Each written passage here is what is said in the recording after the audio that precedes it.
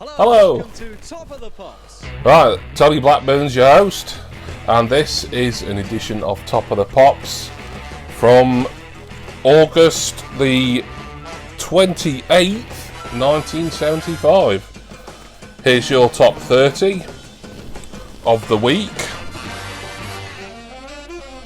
And of course, this episode being from August 1975 means that it is 47 years old. I think I've got that right. So, who's in the top 10? Gladys Knight's at 7. Casey and the Sunshine Band are at number 4. Rod Stewart at 2. And the number 1 is the Stylistics. So, we should be seeing the Stylistics later. Right, so welcome back to another Top of the Pops reaction. Thank you for joining me once again in this monthly series. Now, 1975, I've never reacted to a 1975 edition before. It's a difficult year for me to do. I'm looking forward to it. I do like these sort of 1970s episodes where I'm kind of going in blind, really. I don't know much about many of the acts, unless it's one I happen to recognise or a song that I recognise. But this, I'll be putting stuff on screen, obviously, but I don't know who this is, so I can only really tell you at the end, oh, I like that or I didn't like it. So I can't talk about the act because I'm not sure who these are. Probably someone really obvious and quite famous for the period. It was a funny period, wasn't it, 75, because it was a good 18 months to 2 years before punk rock really exploded. And I think glam rock was still pretty popular. How would you call this? Glam rock? There's more sort of bubblegum in it. So, yeah, I know a lot of people have a fondness for the 70s. I mean, those who lived through it. I mean, I have a fondness for the 80s, having lived through all but the first 6 months of that decade.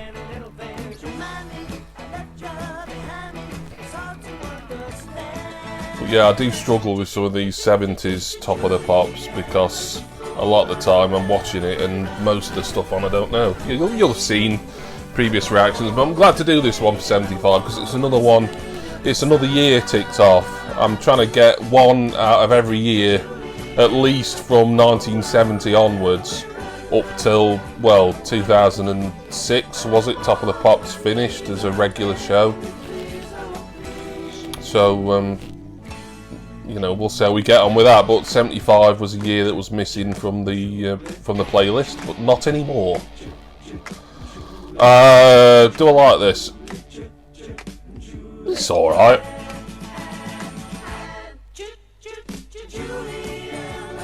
I was going to say the sort of hand claps reminded me a little bit of T-Rex, but that's probably, I'm assuming that might be a bit of an insult to T-Rex fans. Oh, and we just had it pause for some reason. I don't know what's going on here. Whether that's oh, there we are. So I had to check. I thought something had gone wrong with my iPad. No, it was an actual glitch with a video. Oh well, I do know this. Unfortunately, it's a promo video as well, or at least a kind of promo video. It may have been shot specifically for Top of the Pops. Sailing by Rob Stewart. Oh, it's going well, isn't it, so far? Yeah, I mean, is anyone who doesn't know this? I was never overly fond of this. I think this was something my mum quite liked when I was young. So that would have been, you know, a good 10 years after this would have originally come out. But it's one of those things that I suppose was played on the radio for years, if not decades afterwards. You know, kind of like how, you know, you heard Robbie Williams' Angels back in, what, 97, and now you can still probably turn on Radio 2 every day and hear it at least once in 2022.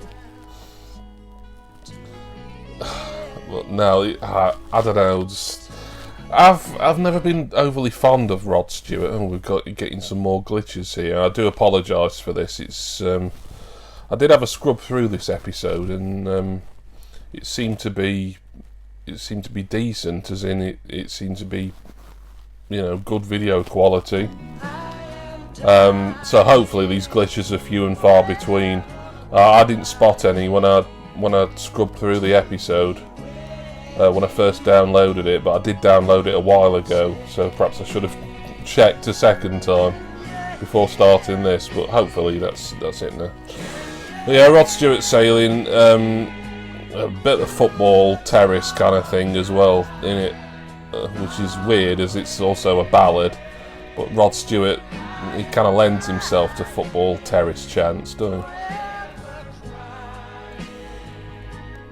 Yeah, it's just kind of just turned into sort of a look at the glamorous world of Roderick Stewart. No, I was never a big fan of Rod Stewart. I couldn't really get on board with the Faces, the band he was in before. Well, I think before and during when he went solo. And I can't remember what the single was called. There's a single I think he released in the late 80s that I quite liked, that did alright, but generally I'm not fond of him, and that's probably sacrilege to certain music fans, particularly those of a certain age, but it's just never been for me. But Sailing, yeah, I'm sure they'll be worse than that. Who's gonna sing a little song. So someone's singing a little song and I was talking over it.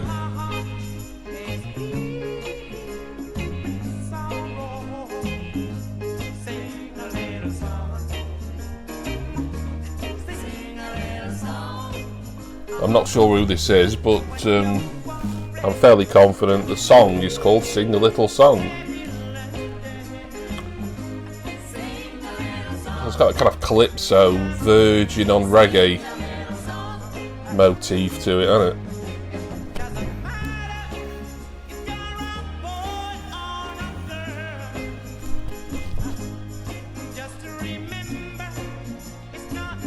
Like a sort of calypso soul blend almost, really. This is quite nice, whoever it is. I think it's good to do these reactions to stuff I'm completely unfamiliar with, because a lot of the time when it's stuff from the 80s and 90s particularly, and I know a lot about most or all of the acts, I'm kind of often sat here just waffling on about them and I'm not really listening to the music as much.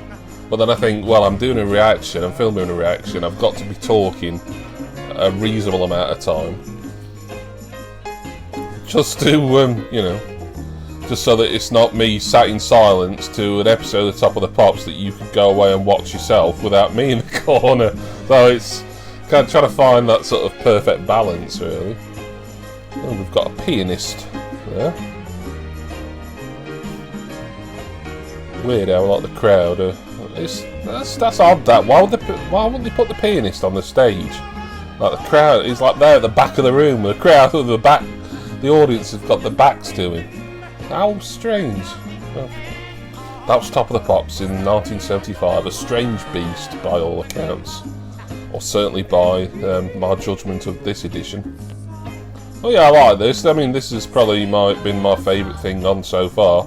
Oh, it's not something I'd choose to listen to necessarily, but it's pleasant enough. Incidentally, I want to give a shout out to a great website that really helps me out with a lot of, certainly these 1970s editions. The Top of the Pops episode archive. It's an unofficial site, but it's really thorough.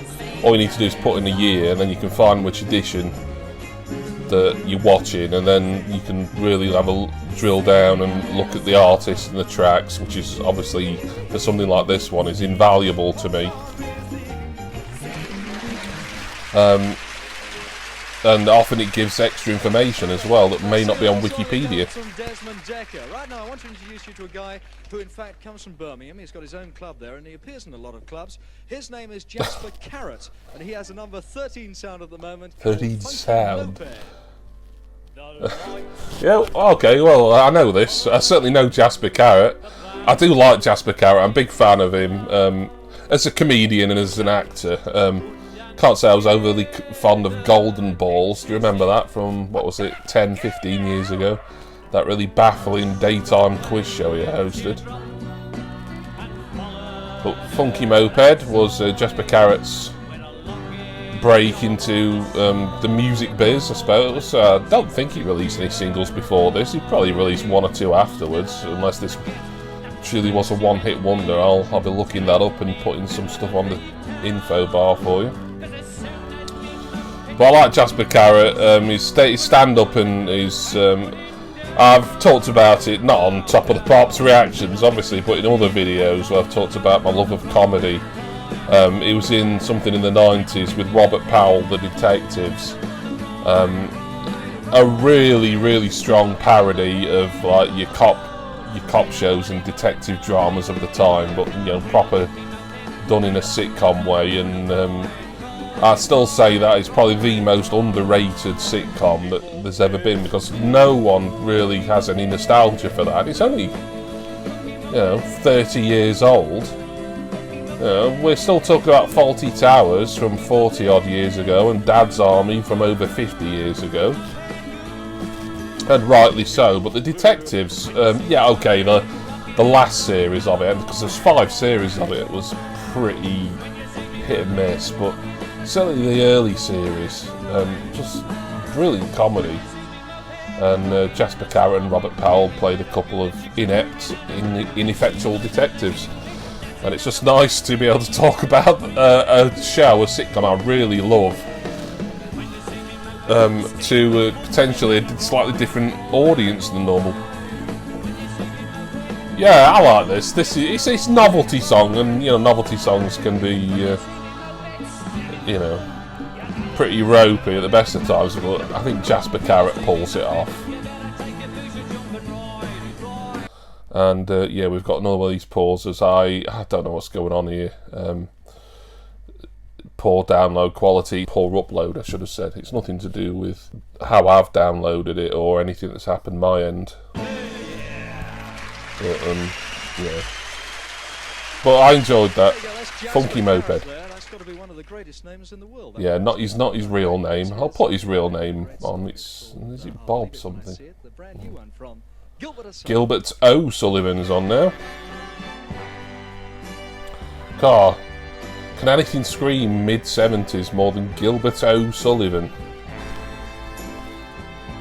Get the feeling it's probably not his real name. It's probably a stage name that was influenced by Gilbert and Sullivan. Someone, I think he sold a lot of records in the 70s. May have started in the 60s even. Don't quote me on that though.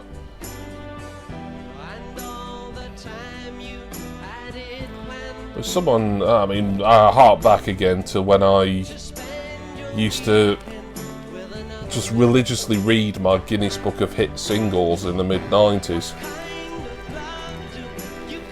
And I think Gilbert O'Sullivan had a lot of hits.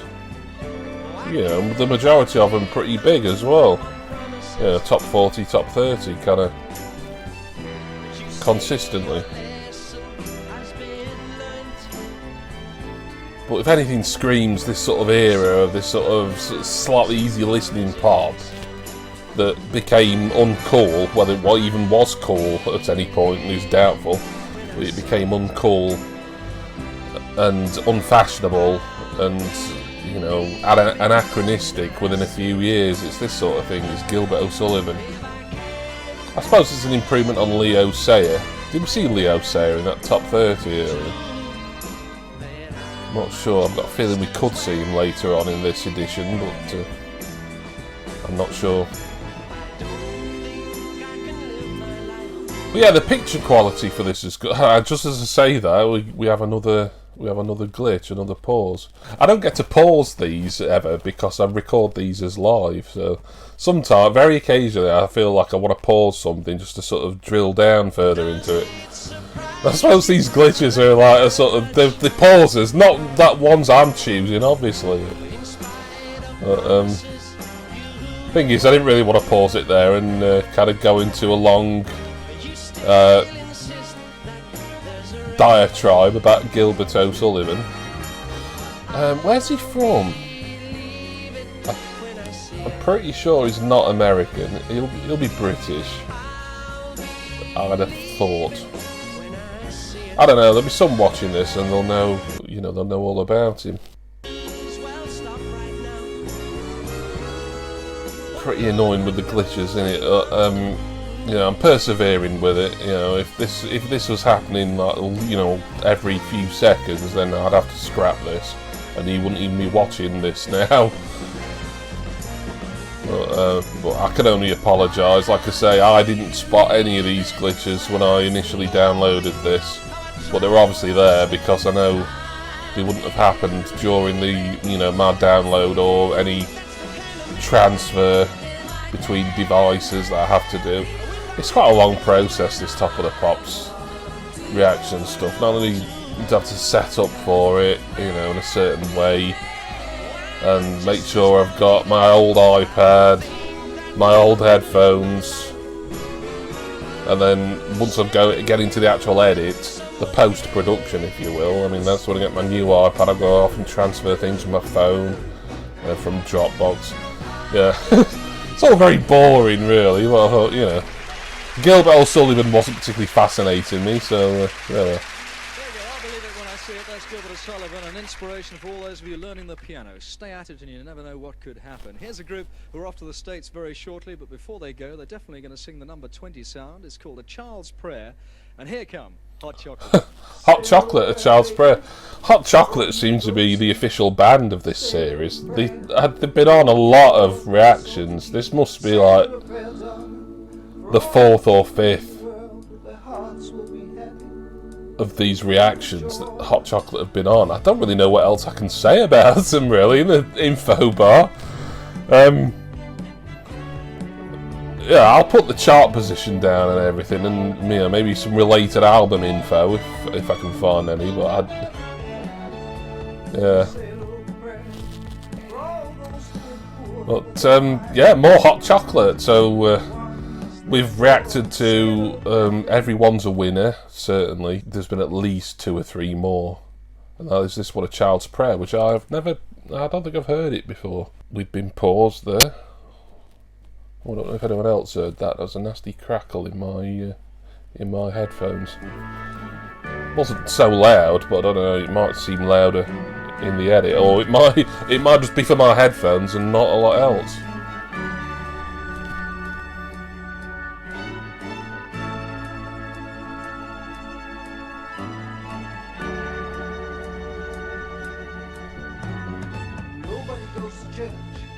Errol Brown, lead singer. I think they're Manchester based, weren't they, Hot Chocolate? I'm trying to think back to all the times I've looked up information about them for previous reactions. God, he's there eyeballing the camera well, isn't he?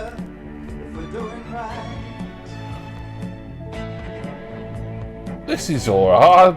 I'm certain this wasn't a #1 for them. Possibly got top 10, you'll have seen in the info bar, obviously. It's not one I'm familiar with. The ones I've, like You Sexy Thing, Everyone's a Winner.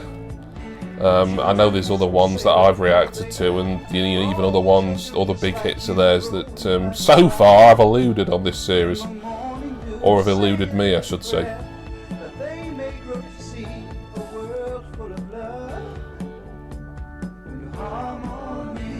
I mean, this is pleasant enough, but I wouldn't say it's one of their most strongest or most memorable singles. And they had a lot of singles. Another act, you know, in the 1970s, and then they sort of had a little bit of a revival in the later 80s, where they just were a really dominant chart act. There you go, that's our answer to Telly Savalas there, Hot Chocolate and Child's Prayer. I was talking to Peter Skellern just a moment ago, who tells me he's just written a musical which is just about to open up in Coventry. We wish him the best of luck with that. He's also written a very good song called She Gives Me a Hard Time. So here he is right now for you, Peter Skellern. So this is Peter Skellern. And I've got a girl who gives me hard times. Right. Strange episode, isn't it? So this guy's wrote a musical, and this presumably is from the musical. I'll be looking for the information, but maybe if it gets going, it might be memorable, but I'm not holding my breath. And I don't like musicals either.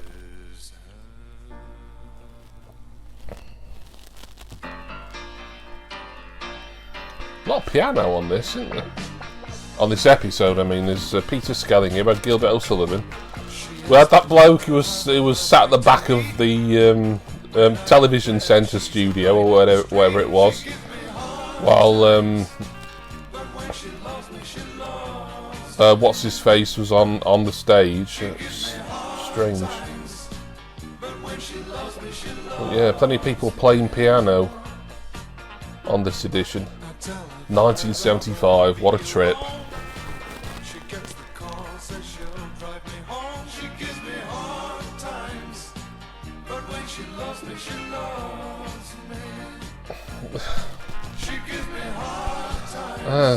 Yeah.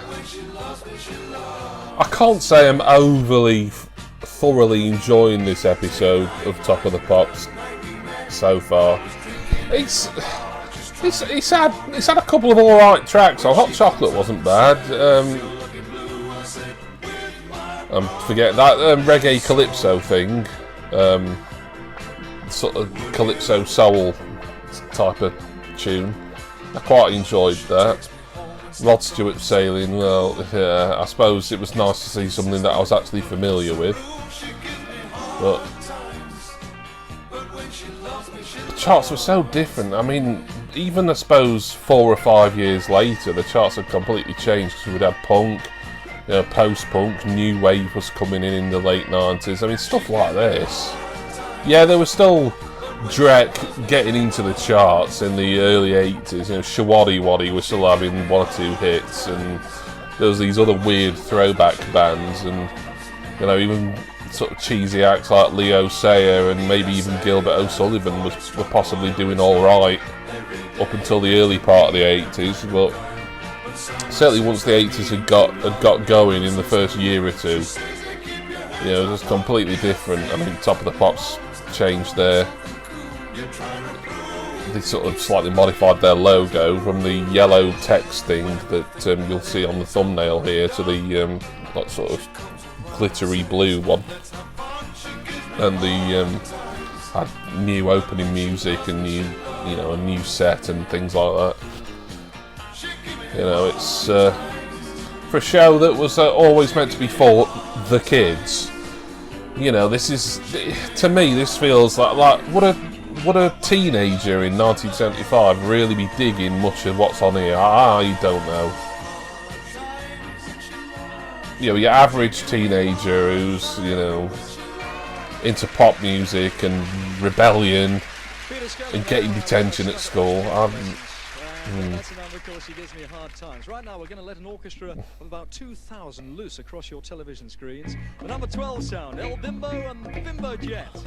Bimbo Jet, is it? Or El Bimbo with Bimbo Jet, or vice versa?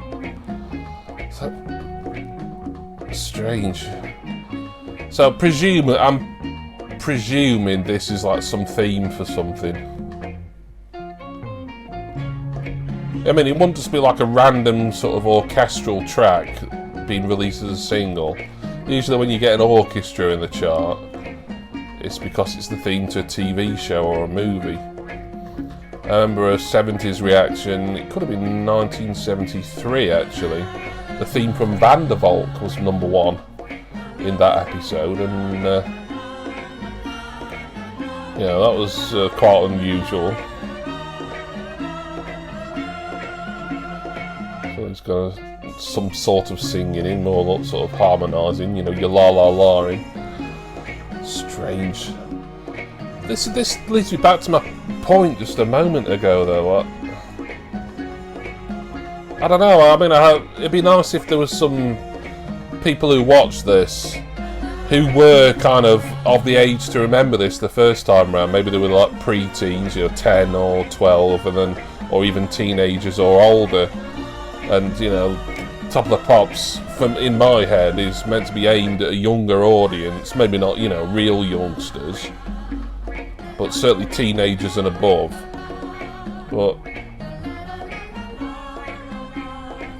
how well was Top of the Pops doing in the mid-70s? I often hear on these sort of story of Top of the Pops documentaries that BBC Two and BBC Four put out from time to time, how Top of the Pops struggled for viewing figures at certain points in the 90s, and even in the 80s, I think, as well.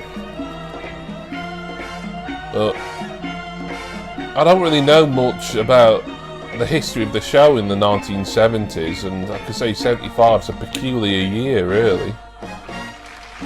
That was fine. Well, hey, a cast of thousands on that one, and that's Bimbo Jet. Right now, we're going to go to the number 7 sound, a little bit of country and western, and here comes Billy Joe Spears. Right, okay. We've got Billy Joe Spears.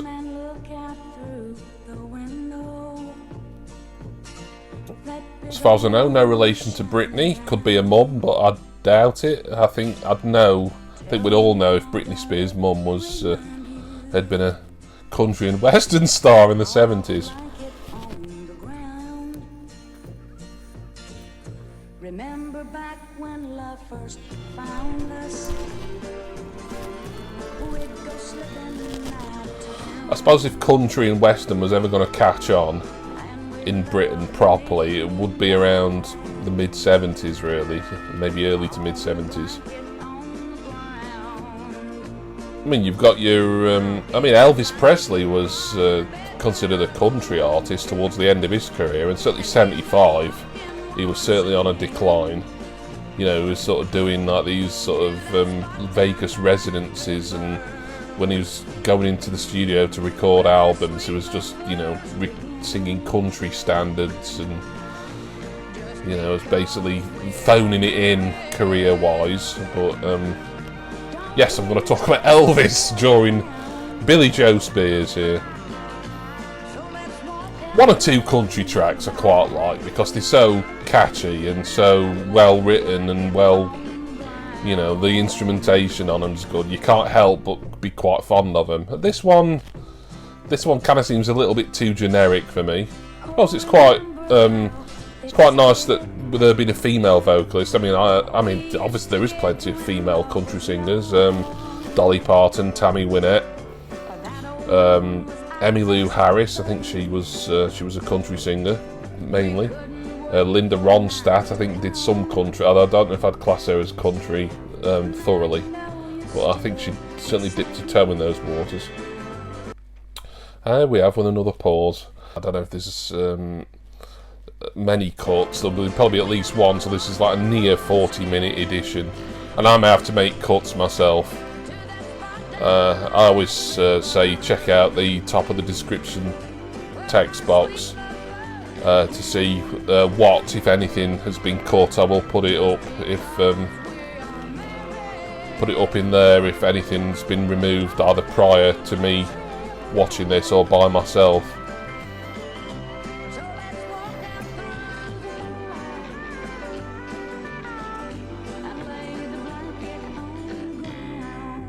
Yeah, that's just kind of grown on me a little bit. Oh yeah, see, it's a little on the generic side. Yes, indeed. That's Billy Joe Spears.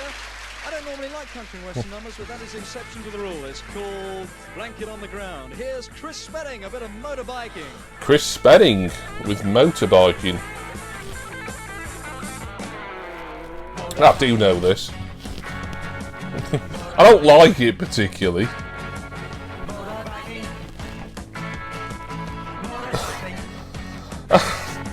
I mean, I suppose it's...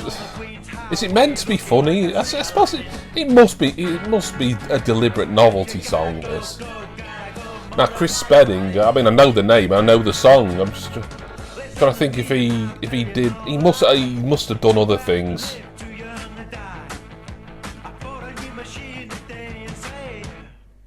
I'm trying to think. I'm trying to think if.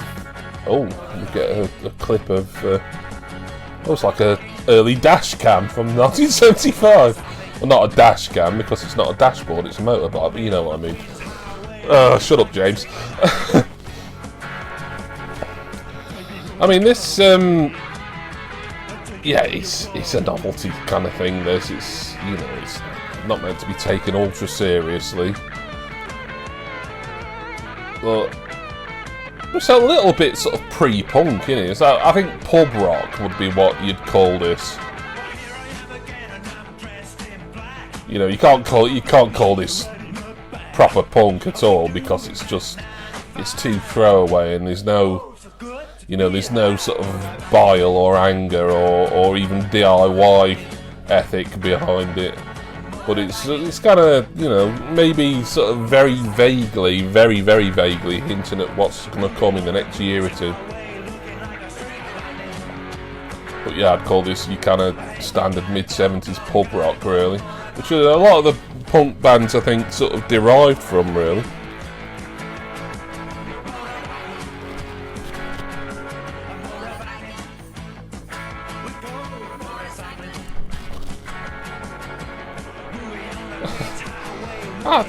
I think that's a little harsh on that at the beginning. It was all right. There you go, that's Mike Spedding there, and a number called Motorbiking, doing a ton up on the Top of the Pop studio here. But right now, we're going to go to the nation's favourite. Here it is, the #1 sound, the wonderful. All right, so we're at number 1 now. This is the Stylistics at number 1, as we saw earlier with the top 30 countdown. They're not in the studio, but it looks like we've got a shot of what I would assume would be New York. Looks very New York to me, anyway.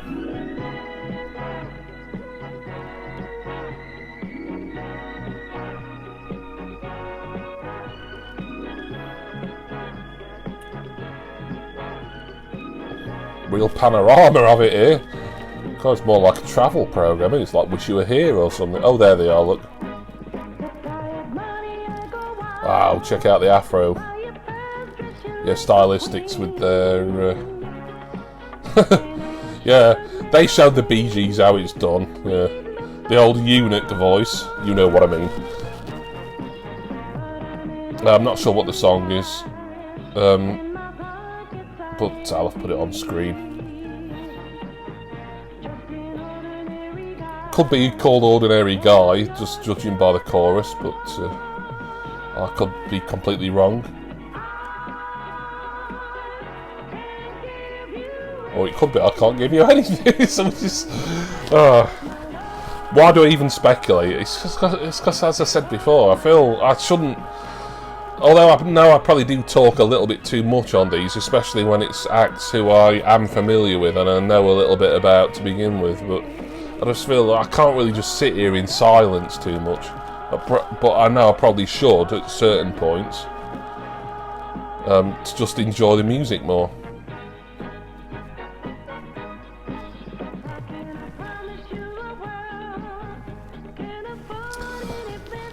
What a bizarre episode this has been. I say that about all the 1970s ones, or the majority of them that I've done. I mean, I've not done an awful lot in the 70s, but as you know, I tend to try and stick to eras that I'm more familiar with, but I want to get one from every year of Top of the Pop's existence, at least from 1970. I mean,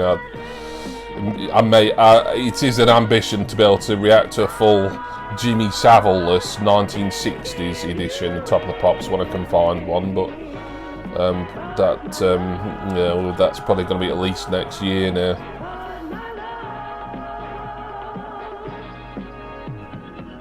Well, I do enjoy these sort of ones, if not like loving the music, but just the experience of being opened up to music that I wasn't familiar with, or that I haven't heard since my parents played it, nearly 40 years ago, kind of thing. Although I don't think there's much on this edition that my dad was into. But like I say, I think my mum was a bit of a Rod Stewart fan briefly. That's lovely, isn't it? I can't give you anything but my love. That's the sound of the Stylistics. Unfortunately, we're right out of time. We, in fact, are going to close with Summertime City by Mike Batt with the new edition, which is the theme music to Seaside Special, which I'll see you on at 10 minutes past 6 BBC One on Saturday. And we'll be back with another edition of Top of the Pops next week. So we've got Mike Batt with a theme for Seaside Special. and the credits are on, so yeah, this will be my time to sign off shortly. I think Seaside Special is like a kind of variety show. I do vaguely remember seeing clips of it on BBC things, but there again, another show that was very of its time. But yeah, I hope you enjoyed this unusual August 1975 edition of Top of the Pops.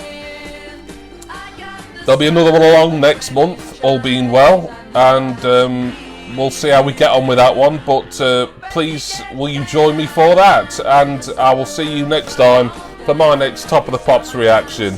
Cheers everyone, see ya! Come